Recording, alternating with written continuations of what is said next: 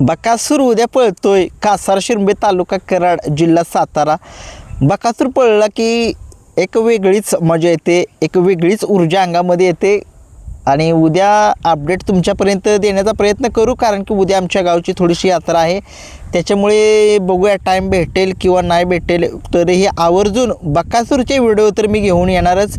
आणि उद्या बकासूर आमच्या गावचा छबिना आहे आणि महादेवाची यात्रा आहे. बकासूरने उद्याच्या मैदानामध्ये गुलाल करावा एवढीच अपेक्षा आहे. महादेवाचा आशीर्वाद आमच्या गावच्या आपल्या बकासूरवरती राहो आणि बकासूर उद्याच्या मैदानामध्ये 100% गुलाल करेल अशा आशा व्यक्त करतो मी. मला वाटते करेल बकासूर. उद्या एक टॉपचं नियोजन आहे बकासूरचं सगळ्या महाराष्ट्राला. एक बकासूरचा पहिरा फक्त आपण एक अंदाज लावू शकतो मित्रांनो. तुम्हाला माहितीच आहे शेवटच्या क्षणापर्यंत बकासूरचा पहिरा कळत नाही आणि ज्यावेळेस कळतो त्यावेळेस मी तुम्हाला सांगण्याचा प्रयत्न 100% करतो आणि यशस्वीसुद्धा होतात. परंतु उद्याचं मैदान एक कासार शिरंबेचं मैदान आहे, तालुका कराड जिल्हा सातारा. हे मैदान जे आहे ते विनाप्रवेश फीचं आहे, म्हणजे या मैदानामध्ये तुम्ही ₹1सुद्धा भरायचा नाही आहे. बघा अशी मैदानं खूप कमी आहेत बरं का मित्रांनो. ₹1 भरायचा नाही आणि तुम्ही गाडी नोंद करायची. आज संध्याकाळी लाईव्ह लॉट जे आहेत ते काढले जातील. खूप साऱ्या गाड्या उद्या पळताना दिसतील आपल्याला आणि जरा थोडीशी काळजी घ्या बैलांची. ऊन खूप जास्त आहे, उन्हामध्ये जास्त बैलांना खूप त्रास होतो आहे. अलीकडे खूप बैलांना थोडीसं हार्ट अटॅकचा आहे तो प्रॉब्लेम व्हायला लागलेला आहे उन्हामुळे.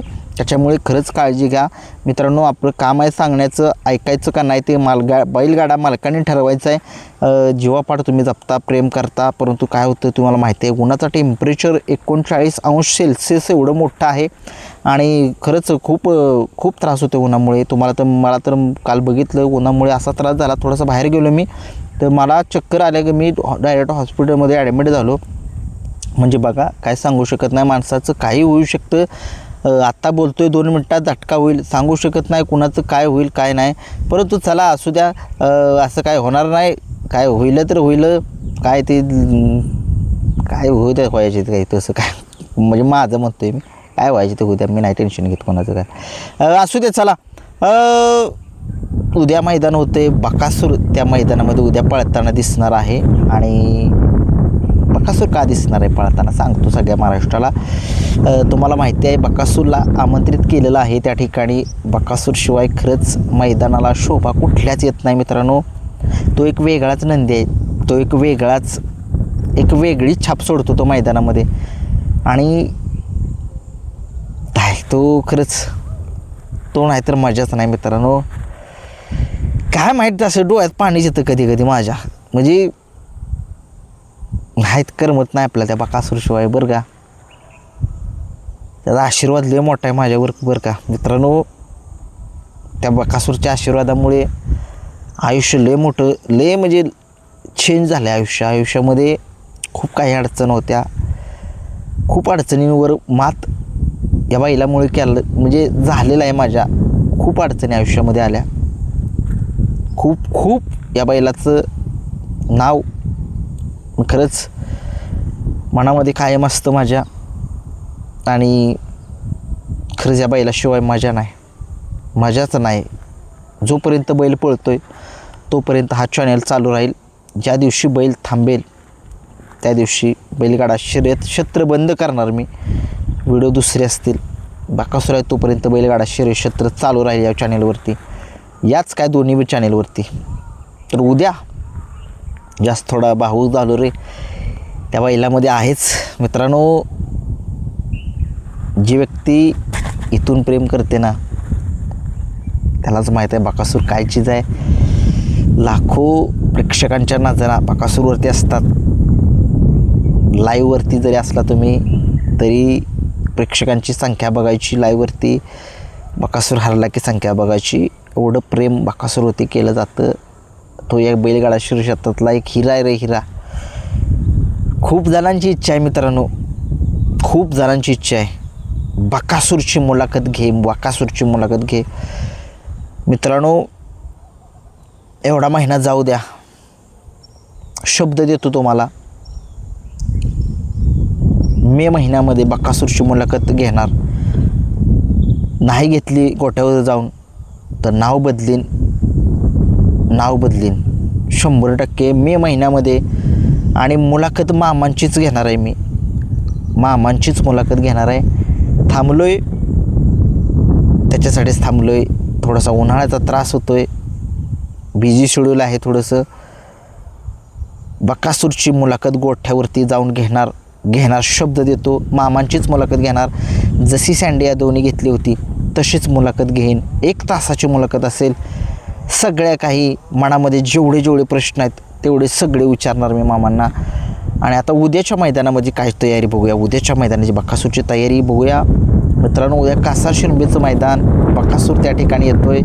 बकासूरचं नियोजन कोणासोबत असू शकतं? बकासूरचं नियोजन जे आहे ते दादा सरकार यांच्या रोमनसोबत चालू आहे अशी अपडेट मिळते आहे मित्रांनो. कारण की खूप दिवस झालं दादा सरकार यांचा रोमन आणि बकासूर ही जोडी चर्चा चालू आहे फक्त बरं का, की पळणार परंतु कधी पळणार याच्याबद्दल थोडीशी अपडेट काही मिळत नव्हती. परंतु थोडीशी काही ठिकाणी मला कॉन्टॅक्ट आहेत माझेसुद्धा, पण काही अंदाज जो आहे तो काढला जातो आहे फक्त. आणि बकासूरचा पैरा जो आहे तो सांगितला जातो आहे मला, की दादा सरकार यांचा जो रोमन आहे त्याच्यासोबत सांगितला जातो आहे. बघूया तरी काय होते. चेंजेस होऊ शकतात बकासूरच्या पैऱ्यामध्ये, चेंजेस होऊ शकतात. ज्यावेळेस मी तुम्हाला माहिती आहे खरा ज्यावेळेस सांगतो त्यावेळेस खरा समजायचाच आपला पैरा. परंतु एक मी आता कसं अंदाज सांगतो आहे, बकासूर दादा सरकारांचा रोमन पळू शकतो. जर ही जोडी नाही पाळली तर कोणसोबत पळू शकतो. आता तुम्हाला माहितीच आहे या बैलगाडा शर्यत क्षेत्रामध्ये एक महिला, ज्या महिलांनी संबंध महाराष्ट्रामध्ये एक वेगळीच छाप सोडलेली आहे, अशा सगळ्या महाराष्ट्राच्या लाडक्या सौ उर्मिलाताई माणिकशेठ गायकवाड, मथुरा फार्म चिंचाळे, एकनाथदादा कंदूर यांचा जो राजा आहे त्याच्यासोबत एक नाव जोडलं जात आहे मित्रांनो. खूप दिवस या पैऱ्याची चर्चा चालू आहे. ताई म्हणतात की मामांचा अचानक फोन येतो आहे की गाडी पळूया, परंतु मी सुद्धा शब्द दिलेला असतो पुढे, त्याच्यामुळे मी तरी करणार काय, लोकांच्या शब्दाला मानसुद्धा ठेवला पाहिजे. त्याच्यामुळे ताईसुद्धा एक चांगलं व्यक्तिमत्व आहेत या बैलगाडा शर्यत क्षेत्रामधील. आणि खरंच ताई एक मनाने खूप मोठ्या व्यक्तिमत्व तर आहेतच, परंतु आजपर्यंत त्यांचा इंटरव्ह्यू कधी झालेला नाही. आपण काय होते तो योग नाही आला अजून. त्यांची मुलाखत घेणार, पहिली मुलाखत माझ्या देवाची घेणार आहे, बकासूरची मुलाखत. काय मला स्वप्नात कधी कधी येतो माझ्या बकासूर. नाही मित्रांनो, बकासूरची मुलाखत घेणार लय लोकांची इच्छा आहे. आजपर्यंत जेव्हापासून चॅनेल काढलाय 80 ते 90% बकासूरच्या व्हिडिओ असतात. माझ्या फॅन आहे मित्रांनो आपण बकासूरचा, जीवापेक्षा प्रेम करतो आपण बकासूरवर. अन्याय झाला होता अन्याय, तेव्हा सामना द्यायला पाहिजे होता. जाऊ दे, शेवटी बघा एका पराभवाने त्या वाघाचं अस्तित्व संपत नाही, संपणारही नाही, असा महाराष्ट्राचा लाडका 12 हिंद केसरी, रुस्तम हिंद केसरी बकासूर उद्या एखाद्या वेळेस दादा सरकारांच्या रोमरसोबत पळेल. परंतु बकासूर शब्द नाहीत, या बैलाला बोलण्यासाठी शब्द नाहीत. असे 24 तासामध्ये 12 तास बोलू शकतो मी बकासूरवरती संपूर्ण.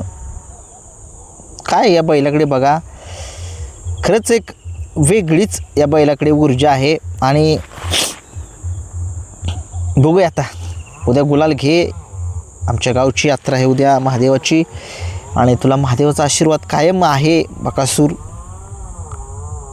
तू गुलालामध्ये बघायचे, तुला गुलालामध्ये बघण्याची खूप लोकांची इच्छा असते. तुझ्याशिवाय बैलगाडा शर्यत क्षेत्र अपूर्ण आहे. तू नाहीस मैदानात तर नसला ना, अक्षरशः कोणी बघत नाहीत बैलगाडा शर्यत. लाखो लोकांचे फोन येतात, कर्नाटकातून फोन येतात. आणि मी तुम्हाला म्हटलेलं, समालोचकांना खूप सारे बक्षीस पुकारले जातात. आमच्यासारख्या गोरगरिबांना यूट्यूबरला कोण बक्षीस देत नाही. एक जण होता, 2 जण होते. एक जणानं मला 100 रुपये पाठवले काल, नाव आता मला लक्षात नाही माझ्या. धन्यवाद तुमचं. आणि एक जणांनी 11 रुपये पाठवलं, त्यांचंही धन्यवाद, त्यांचंही धन्यवाद, मनापासून आभार आहे, मनापासून.